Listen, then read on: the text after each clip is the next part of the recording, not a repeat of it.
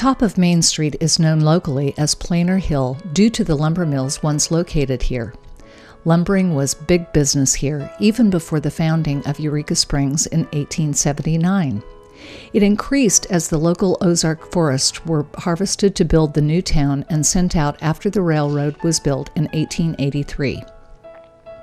What is now U.S. Highway 62 began as a rough logging road to the lumber mills. As the town grew, it became a wagon road for local travel. Once automobile travel became popular, it evolved as well. Early auto roads were privately maintained and had names, not numbers. This one was the Ozark Trail, also known as Ozark Skyway. A bold arch over the road about 20 miles west announced the road as the Eureka Springs Gateway. An early auto travel magazine described it. The main highway to Eureka Springs is one of the most picturesque in the South. This excellent automobile road runs through a region affording many rare scenic treats and is a mecca to motorists, being part of the Jefferson Highways from New Orleans to Winnipeg. The fact that this road has a rock foundation makes it a delight in any season of the year. Mud is an unknown factor. The Rock Foundation Highway was carved out of mountainsides in the 1920s by crews of convict labor. When the Transcontinental Highway System was legislated in the 1930s, this road was incorporated into U.S. Highway 62, running from Niagara Falls, New York to El Paso, Texas, as it still does today. The south side of the highway has seen many changes. It was the site of the original lumber mills built by Benjamin Woodruff, which had several owners and locations over the next 90 years. On the hill above the bank, the smaller house was the home of U.G. Kelly, president of the Granger Kelly Lumber Company, second operator of the lumber business here.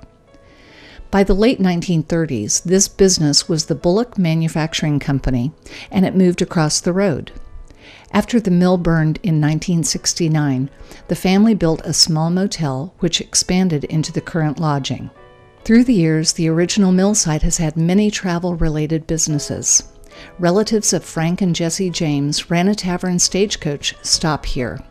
Later, it was the Tip Top Inn until the 1960s.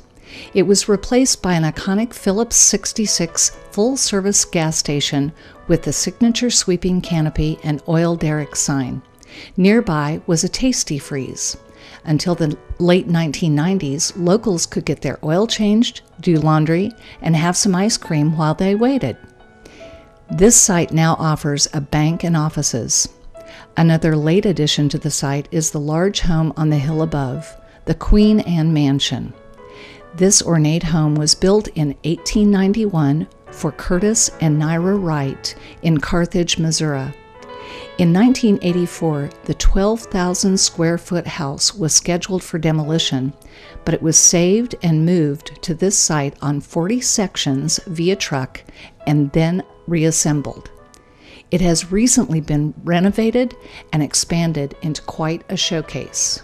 Today, Route 62 west of Planer Hill is still fortunate to be one of the few places left with an intact collection of roadside architecture with motor courts, small motels, restaurants, and attractions from the late 1940s, 50s, and 60s.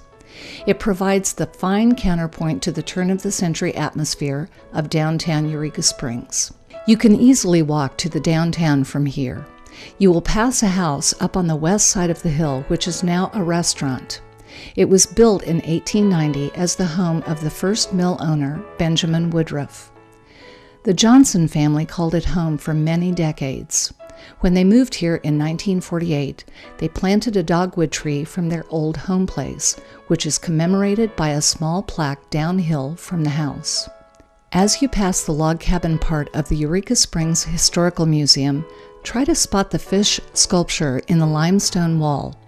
The museum offers a fine introduction to local history for a small admission fee.